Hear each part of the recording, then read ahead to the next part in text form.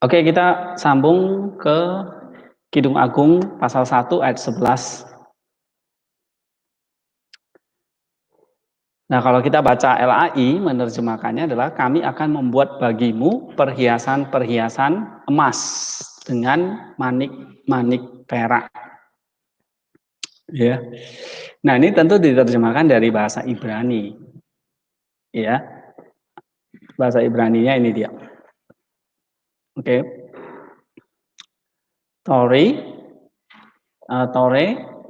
Jahaf, ya. Aseh, Lak, ya kan? Lalu ne, iya. Terus sek, oke. Ne, oke. Nah, di sini Tore itu artinya apa? Turtle dove, ya. Atau di sini misalnya ornamen, perhiasan emas, ya. Jahaf, perhiasan emas. Lalu kata kerjanya di sini bentuk call imperfect, first person common plural, ya. Aseh lak artinya we, ya. Ada di situ first person common plural berarti we, kami. Will, karena dia bentuk imperfect, maka kami akan membuat, ya. Kami akan membuat lak bagimu. Itu ada partikel preposisi suffix second person feminim singular. Bagimu, mu-nya itu perempuan. Berarti ini gadis atau mempelai perempuan. Ya, kami akan membuat bagimu perhiasan emas. Dengan, ya, apa nih?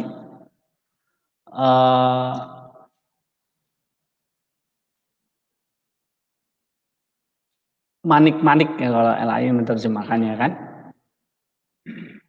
atau studded,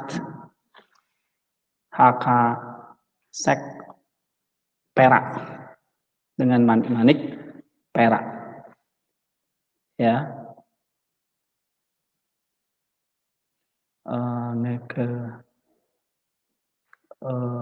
Dot, ya, dot, sek, dengan manik-manik perak.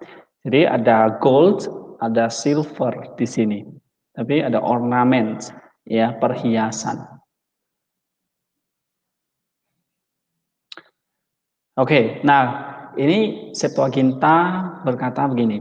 Homoeo mata crucio poiosomen soi meta stimaton tu argurio. Ini yang belajar Yunani mesti tahu, ya, ataupun yang sudah belajar Ibrani, sudah belajar Yunani juga kan. Nah, kita lihat terjemahan literalnya, ya, atau subjek predikatnya di sini apa? Homoeomata ini objeknya, ya, artinya the form, the likeness, the appearance, atau the figures. Bukan perhiasan, ya, tapi di sini diterjemahkan figures atau likeness, figur, tampak, kelihatan, form, bentuk. Crucio, emas, bentuk emas, figur emas. Poisomen, future, akan datang, ya, indikatif future. Kami akan membuat bagimu, kami akan membuat bagimu the form atau the figures of gold. Ya, kami akan membuat bagimu ornamen emas atau figur emas. Meta dengan stigmaton tu argurio, dengan tanda, ya, dengan tanda perak. Stigmaton, a mark atau brand, ya, dengan tanda perak. Jadi kalau kita lihat terjemahan dari Septuaginta, akhirnya we will make for you figures of gold with studs atau brand of silver. Ya, LAI, kami akan membuat bagimu perhiasan-perhiasan emas yang ditambah dengan manik-manik perak. Nah, sintaktik kontennya kita tahu di sini subjeknya ya kami, ya kan? Kami, we. Predikatnya ya akan membuat, ya. Atau kalau di Ibraninya nih, naaseh, akan membuat, imperfect, ya. Naaseh lak, kami akan membuat bagimu atau membuat untukmu. Oke. Tore jahaf, perhiasan atau ornaments emas. Nah, itu predikatnya, ya, akan membuat bagimu perhiasan-perhiasan emas. Im dengan preposisi, ya, dengan nakedot, ya kan? Nakerot, sorry. Dengan apa? Manik-manik dari perak. Hakasek dari perak. Oke, dengan manik-manik dari perak ini menjelaskan apa? Menjelaskan apa? Membuat tadi. Akan membuat tadi. Membuat bagimu ornamen of gold dengan manik-manik perak.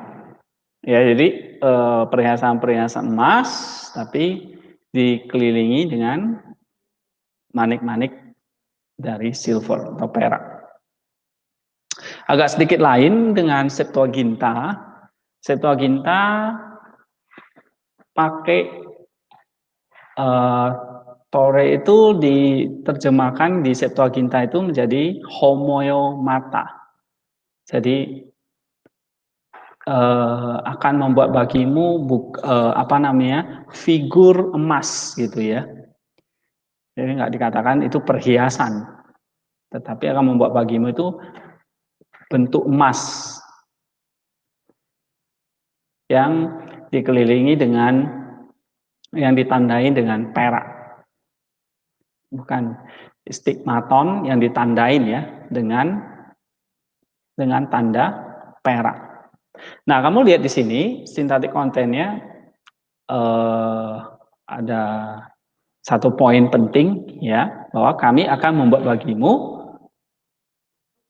the ornament of gold atau the figure of gold. Kalau kita ikut bahasa Ibrani ya perhiasan emas. Jadi kalau kita ikut Septuaginta itu diterjemahkan menjadi the figur emas gitu ya, atau ornamen emas gitu. Yang ditandain dengan perak. Ibrani dikelilingi dengan manik-manik perak ya, seperti LAI itu terjemahannya sudah bagus. Oke, saya harap level 1 ini literal meaning-nya tidak terlalu problem ya, masalah buat kita. Ada kata emas dan perak di sini yang kita perlu pahami. Apa maksudnya the ornaments of gold dan perak ini? Nah, kita coba lihat Origen di sini.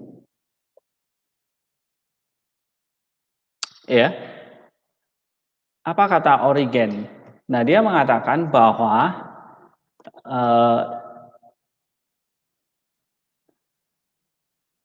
sekarang dia katakan the friends and companions of the bridegroom, ya. Jadi teman-teman dan orang-orang yang di sekeliling dari bridegroom. Bridegroom itu berarti apa? Mempelai laki-laki, ya kan? Itu sekarang punya apa namanya? Rimak, tanda. Ya, tandanya adalah perhiasan tadi. The ornaments of gold dan the mark of silver. Nah, bagi Origen dia menafsirkan bahwa the friends and companions dari mempelai laki-laki itu sekarang ditandain dengan angels, prophets, and patriarchs. Itu maksudnya. Iya. Itu dulu ditandai oleh para malaikat, nabi-nabi, dan para leluhur atau patriark.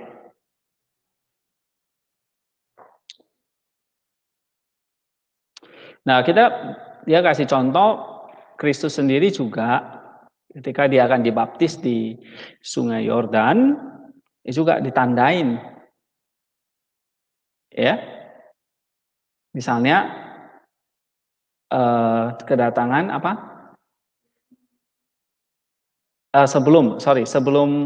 Setelah dia dibaptis ya. The Lord after the baptism of John ditandain dengan dia dicobain oleh iblis di padang gurun, ya. Tapi ditandain dengan ada malaikat yang datang dan melayani dia. Ya. Dia katakan itu. Nah, bahkan hukum Taurat itu sendiri ya diordain ya, ditabiskan oleh para malaikat melalui tangan pengantara kan Musa. Oke.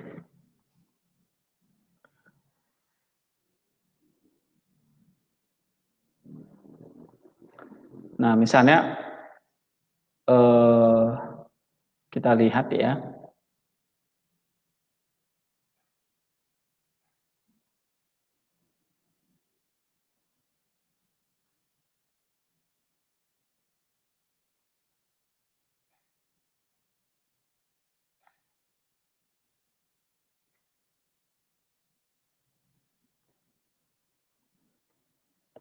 Ini di dalam Ibrani ya.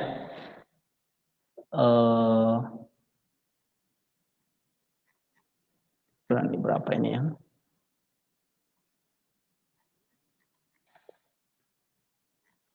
Ntar saya lihat catatan kakinya dulu.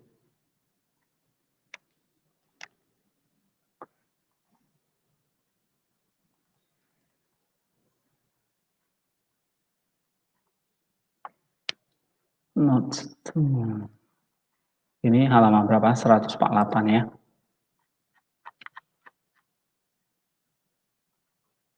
Ini buku pakai EndNote, jadinya harus lihat di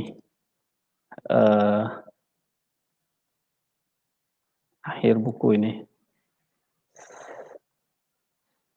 Ibrani 2 ayat yang kedua ya, coba baca. Sebab kalau firman yang dikatakan dengan perantaraan malaikat-malaikat tetap berlaku dan setiap pelanggaran dan ketidaktaatan mendapat balasan yang setimpal. Iya, jadi ada ditandain dengan malaikat-malaikat itu.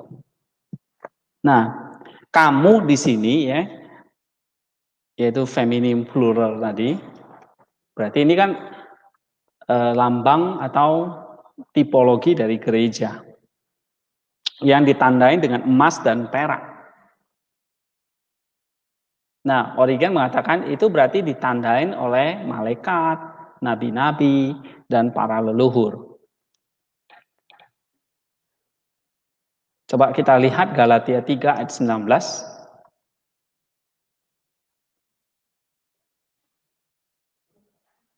Galatia 3 ayat 19.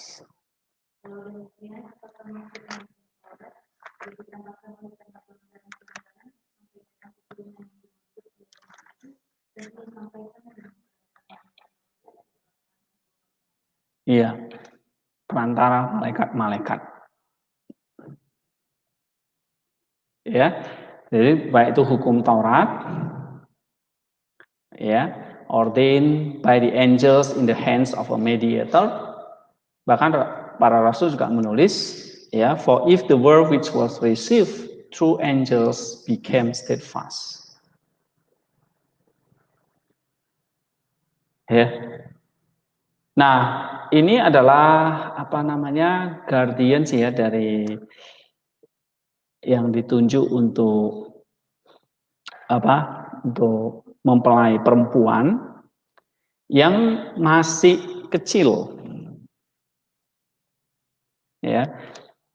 Jadi Origen mengatakan gereja itu sudah ada dari sejak perjanjian lama, tapi masih child, kecil, anak kecil. Itulah diberikan dengan hukum Taurat. Ya. Kalau kita baca Galatia 4 ayat yang kedua.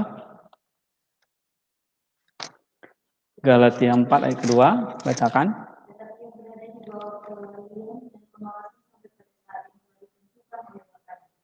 Iya. Ayat 1 lah coba baca.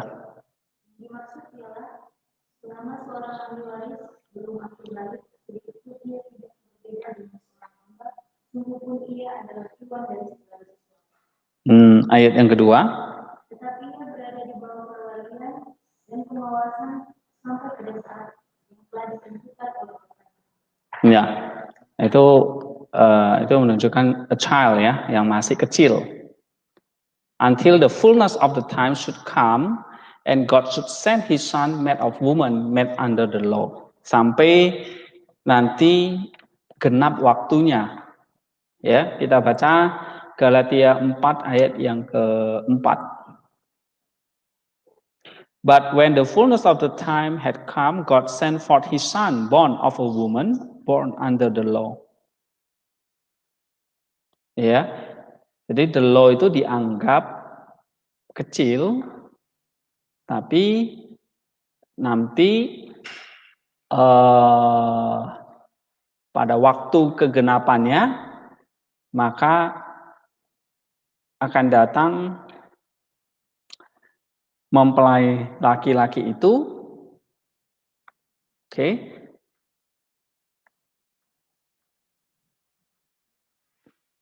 yang lahir dari seorang perempuan dan di bawah hukum Taurat. Ya.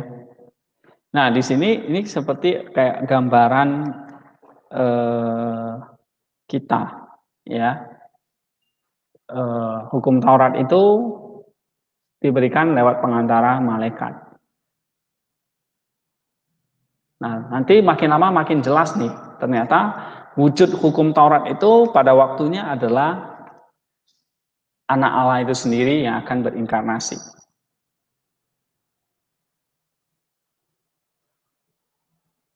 Ya. Nah, sedangkan gerejanya juga yang nanti dikatakan oleh Origen di sini pada awalnya belum jelas nih. Nanti makin lama makin jelas. Ya. Dikatakan di sini the bride itu artinya apa? Mempelai laki-laki atau perempuan? Bride itu mempelai laki-laki, ya kan? Mempelai perempuan ya, yang terbalik. Mempelai perempuan, bridegroom baru mempelai laki-laki. The bride mempelai perempuan, berarti ini siapa? Gereja. Ya kan? Nah, mempelai laki-lakinya kan sampai kegenapan waktunya akan datang. Mempelai perempuannya apa? Sudah ada juga dari sejak PL. Cuma masih kecil kata Origen. Ya, sehingga ditandai, dilayani oleh para malaikat. Jadi para malaikat itu membantu the bride tadi. Ya, the bride was being cherished by the service of angels in many ways. Ya, jadi para malaikat itu sepanjang sejarah itu memang melayani gereja.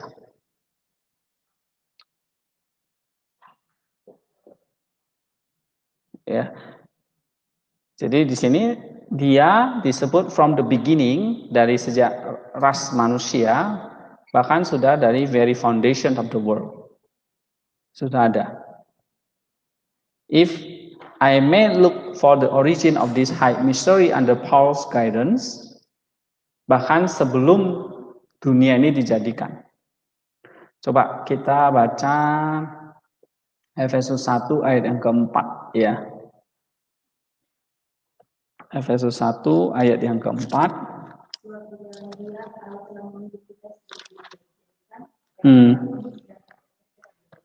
Iya. Jadi gereja itu bukan berarti baru ada, ya establishnya ya kisah para rasul itu. Oke. Itulah pertama kali kumpulan orang-orang itu disebut gereja. Sebutannya gereja. Tapi jauh sebelumnya itu sudah ada Pak gereja. Establishnya ya Pentakosta itu kan. Tapi yang disebut dengan gereja atau Kristen itu bahkan sebelum dunia dijadikan. Nah, ini artinya apa?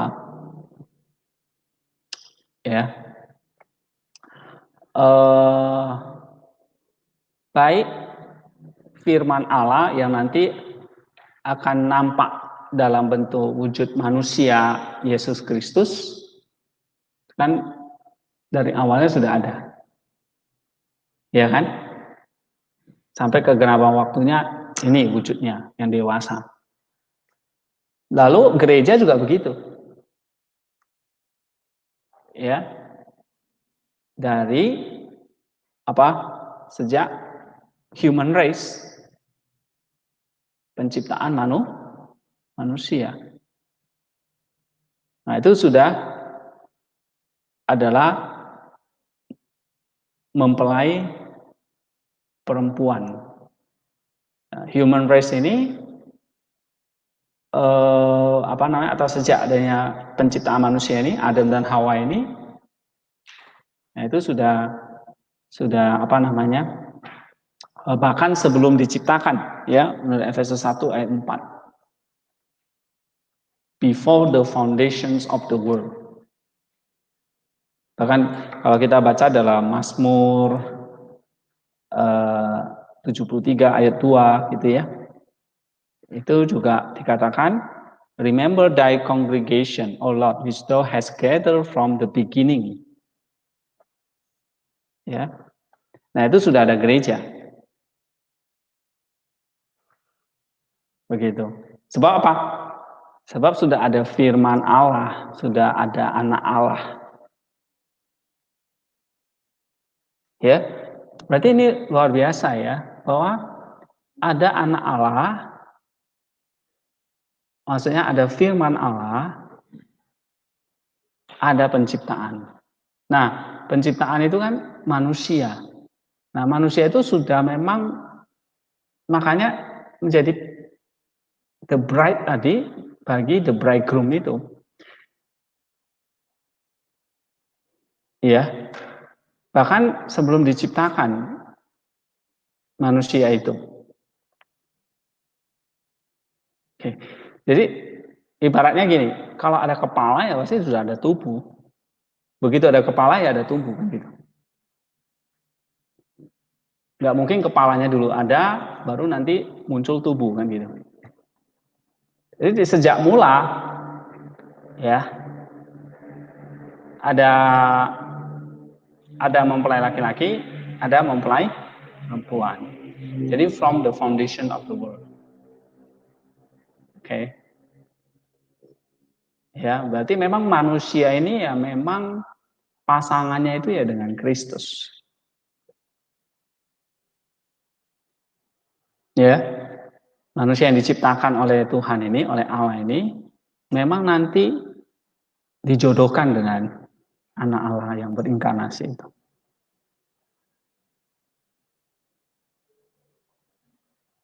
Ya, mempelai perempuannya Kristus itu tidak bukan adalah gereja, orang-orang manusia yang percaya.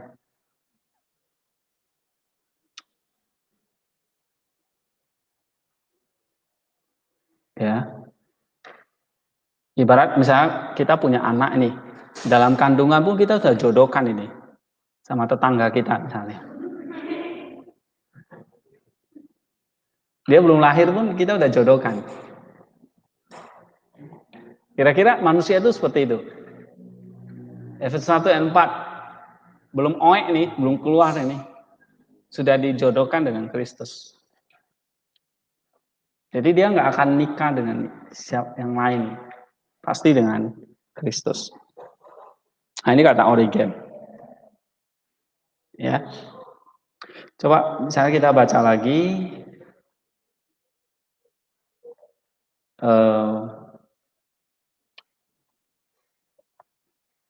Efesus 2 ayat 20 ya.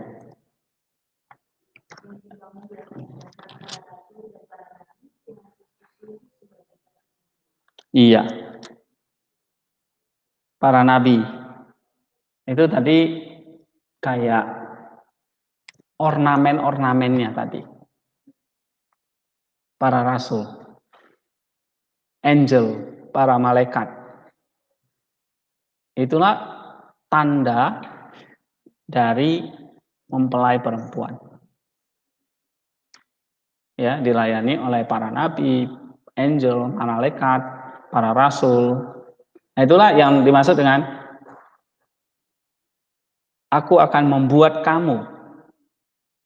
Aku akan membuat untukmu ornamen-ornamen emas dan perak.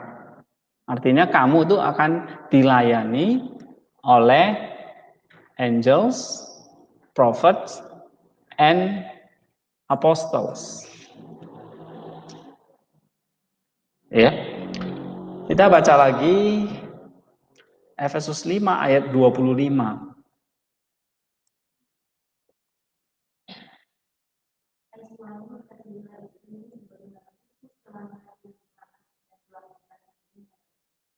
Terus ayat yang kedua.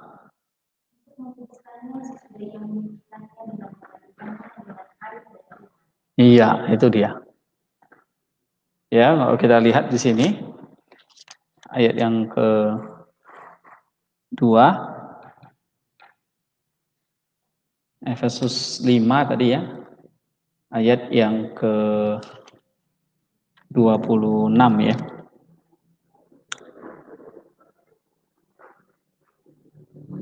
That he might sanctify and cleanse her with the washing of water by the word. Menyucikannya dengan firman. Ya.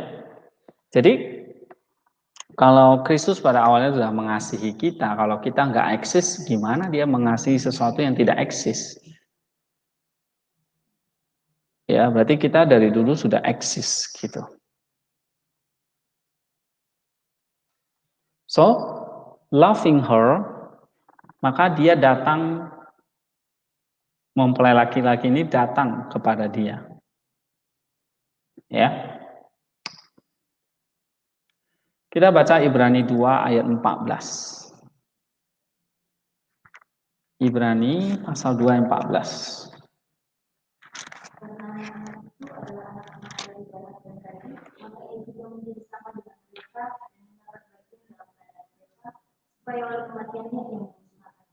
Okay.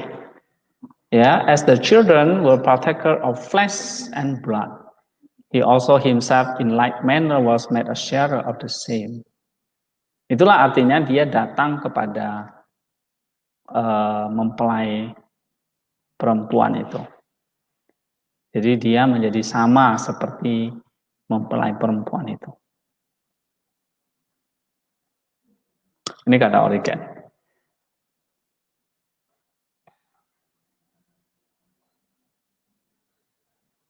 Ya. Lalu kita lihat lagi.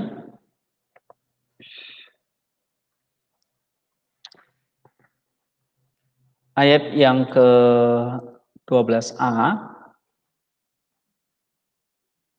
Di situ dikatakan, sementara sang raja duduk pada mejanya, while the king was on his couch.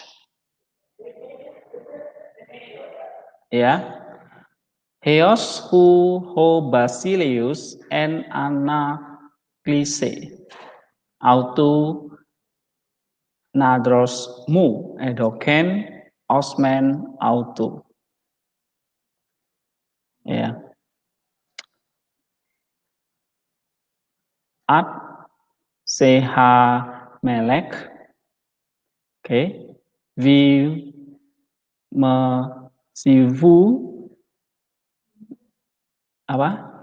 Niredi Nathan Reho.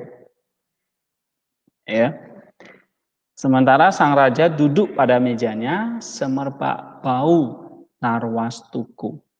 While the king was on his couch, my nard gave forth its fragrance. Nah, kita lanjutkan di sini. I gave you silver and gold, but you have made silver and golden balim. Nah, ini artinya apa?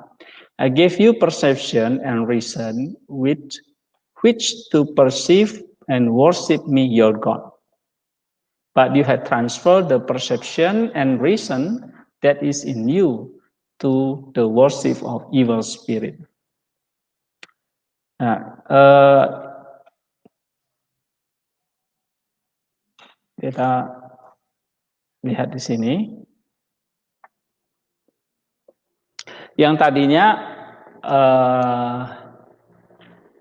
mempelai laki-laki itu masih dalam wujud the law, dan the law itu sudah diordain by the angels. Lalu genap waktunya dia datang jadi manusia, menjadi sama seperti mempelai perempuan, ya. Nah, kita ini, ya, yang dilayani oleh the law, hukum Taurat maksudnya the law tadi. Ya, nanti wujud dari hukum Taurat itu adalah Kristus, ya, mempelai laki-laki. Tapi the law itu melayani apa? Manusia yang sudah ditetapkan jadi mempelai perempuannya. Nah, dilayani oleh the law, dan nanti pada akhirnya the law itu akan menjadi satu kebenaran yang berwujud, bukan lagi shadow, bayangan, tetapi bodily dan visible. Jadi hukum Taurat itu nanti akan wujudnya bentuknya jasmani dan kelihatan. Misalnya dalam hukum Taurat itu kan ada tabernakel gitu-gitu kan. Nah, itu nanti wujudnya adalah jasmani. Nah, itu yang melayani kita. Jadi kalau tadi Origen kan ditandain dengan emas dan perak. Oke, the likeness of gold itu menunjukkan apa namanya? Dilayani oleh kebenaran yang pertama dalam wujud incorporeal, tidak bertubuh jasmani, ya, nanti akan ditandain dengan things bodily and visible, yang secara jasmani dan kelihatan. Oke. Nah, itu artinya the likeness of gold itu. Ya.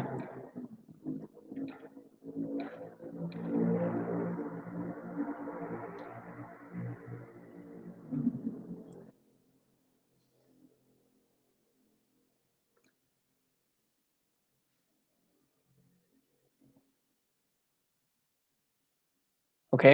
Nah, sekarang kita coba lihat sebelum ke-12 ya, kita lihat Nisa dulu. Gregory dari Nisa mengatakan bahwa masih ayat yang 11 ya.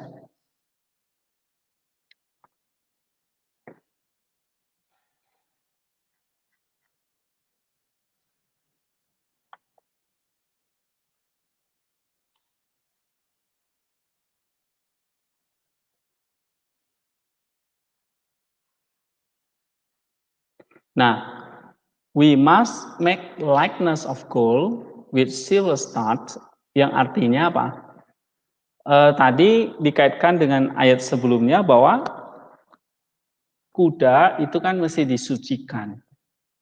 Nah, kemudian diberilah ornamen yang mempercantik kuda itu dengan membuat the likeness of gold dengan silver star. Artinya di sini confer splendor on the horse appearance, mempercantik kuda itu, sehingga the king may be not on his seat but in his bed. Ini gambaran metafor bahwa orang gereja atau mempelai perempuan itu dipercantik dengan ornamen emas. Ya.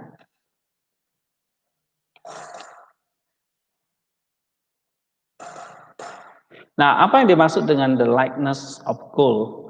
Kata Gregory of Nyssa.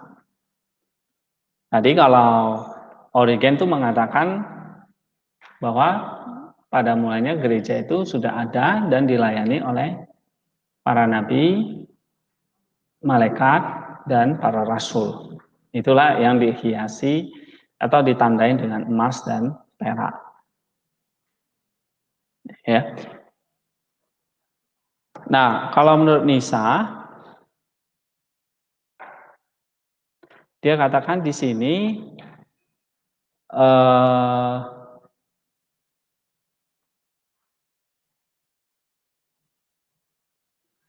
ditandain dengan the likeness of gold itu bukan emas itu sendiri, tetapi serupa dengan emas. The likeness ya, kalau memang terjemahan Septuaginta kan tadi serupa dengan emas atau bentuknya emas. Tapi bukan emas itu sendiri. Nah, ini dia mengatakan bahwa seperti ini dalam 2 Korintus 12 ayat 3 dan 6. Dia ambil dari situ. 2 Korintus 3:12. 2 Korintus 12 ayat 3 sampai 6. Oke, coba bacakan.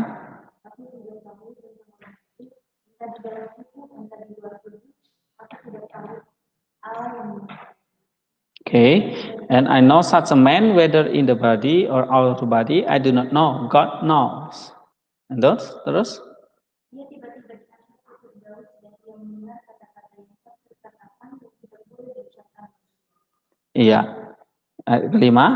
Atas orang itu aku hendak bermegah, tetapi atas diriku sendiri aku tidak akan bermegah selain atas kelemahan Tuhan.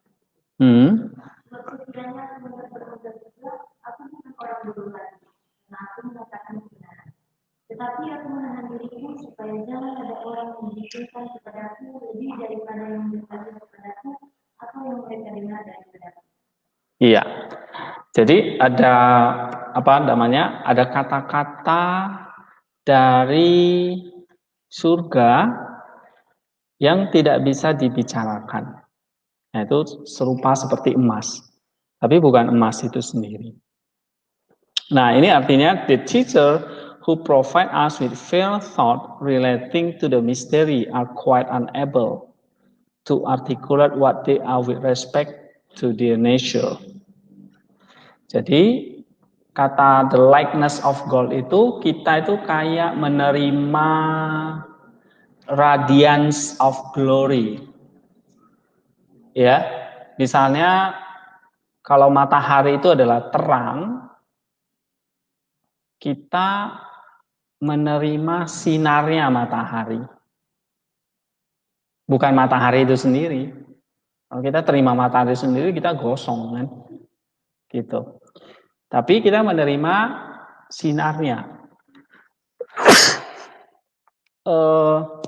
radiance-nya, radiance of glory-nya, ya.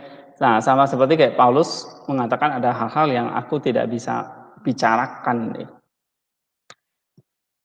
Ibrani 1 ayat 3 itu kita menerima radiance of glory, the stamps of the substance, form of God. Ya. Nah, ini menarik.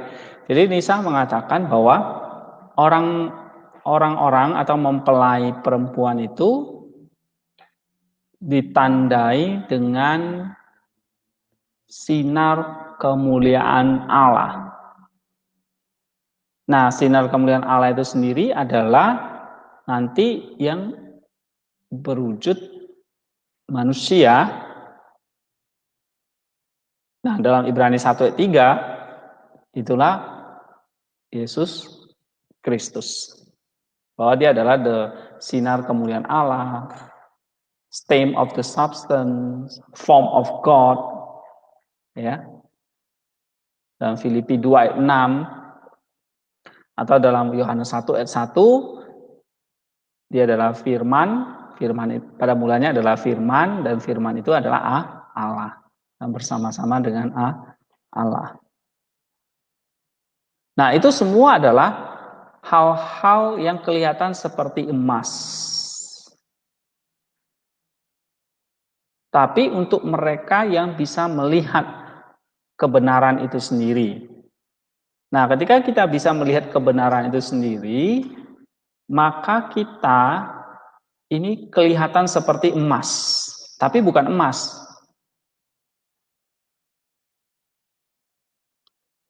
Jadi yang dinamakan orang percaya atau mempelai perempuannya Kristus itu bersinar seperti emas, likeness of gold, tapi bukan emas.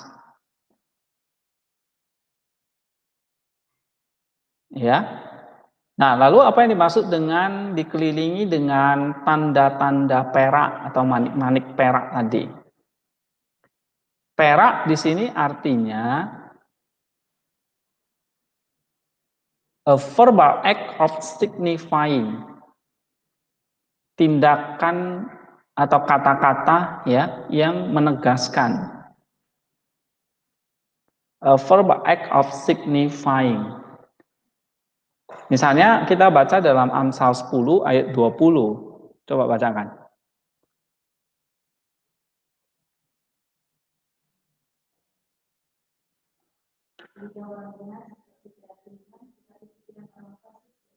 Lidah orang benar itu seperti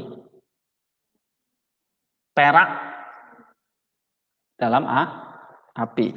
Ya, the tongue of a righteous person is silver tried in fire. Jadi kalau kamu berornamekan seperti emas, likeness of gold, maka yang menegaskan kamu seperti emas itu adalah dari kata-katamu, dari perak tadi. Jadi perak itu menegaskan siapa kita, gitu.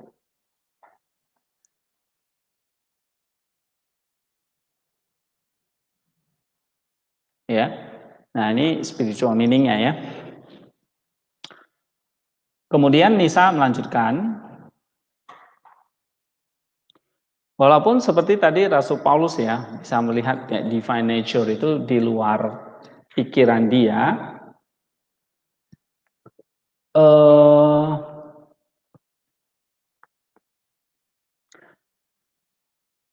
dan kita jadi pada akhirnya ya mempelai perempuan atau kita ini yang seperti emas tadi, likeness of gold tadi, kita tidak memanifestasikan form substansinya, tetapi kita dilihat. Artinya kayak gini, kita bukan matahari, Tapi kita menerima pancaran matahari itu. Sehingga tubuh kita berkilau. Kok tubuhmu bisa berkilau, punya radiance? Karena kita adalah the likeness of gold tadi. Ya, seperti kamu berjemur di bawah matahari sampai mukamu bercahaya gitu. Ya kan? Bukan gosong ya, tapi kamu mau terpancar radiance-nya, sinarnya. Bukan radiasi ya. Radiance of glory tadi. Maka kamu bersinar. Tapi bukan matahari ya, sinarnya. Nah, itu seperti kamu tuh bisa dilihat oleh orang. Ya. Oke, ini kata Nisa. Mendalam ini pandangan dia. Ya. Nah, lalu kalau kamu ya makanya gini ya.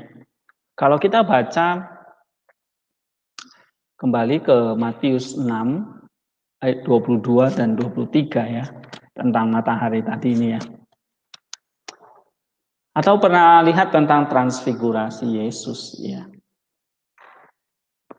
Oke, sang matahari itu